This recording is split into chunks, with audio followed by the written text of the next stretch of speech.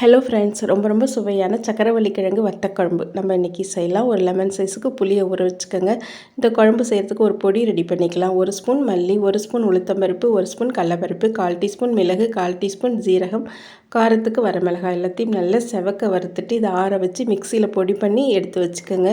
இப்போ அடுப்பில் ஒரு கடாய் போட்டுட்டு நல்லெண்ணெய் சேர்த்துக்கோங்க. அது கூட கடுகு, கொஞ்சம் வெந்தயம், கொஞ்சம் பூண்டு, அது கூடவே சின்ன வெங்காயம், ஒரு கொத்து கருவேப்பிலை எல்லாத்தையும் வதக்கிட்டு நான் சக்கரவள்ளி கிழங்கு தோலை சீவிட்டு கட் பண்ணி வச்சுருக்கேன். இது கூட சேர்த்து இதை நல்லா வதக்கி எடுத்துக்கோங்க. வதங்கினதுக்கப்புறம் புளி கரைசலை இது கூட சேர்த்துக்கோங்க. சேர்த்துட்டு நம்ம பொடி பண்ணி வச்சுருக்கிற அந்த பொடியை இது கூட சேர்த்துட்டு நல்லா மிக்ஸ் பண்ணிவிடுங்க. நல்லா மிக்ஸ் பண்ணிவிட்டு இது கூட கொஞ்சம் மஞ்சத்தூள், இந்த குழம்புக்கு தேவையான அளவு உப்பு சேர்த்துக்கோங்க. உப்பு சேர்த்துட்டு குழம்பு எல்லாம் சேர்ந்தாப்பில் ஒரு கொதி வந்ததுக்கப்புறம் இது கூட கொஞ்சம் வெல்லம் சேர்த்துக்கோங்க. வெல்லம் சேர்த்துட்டு குழம்பு நல்லா திக்கானதுக்கப்புறம் அடுப்பை ஆஃப் பண்ணிவிடுங்க. ரொம்ப சுவையான சக்கரவள்ளி கிழங்கு குழம்பு இப்போது ரெடி ஆயிடுச்சு.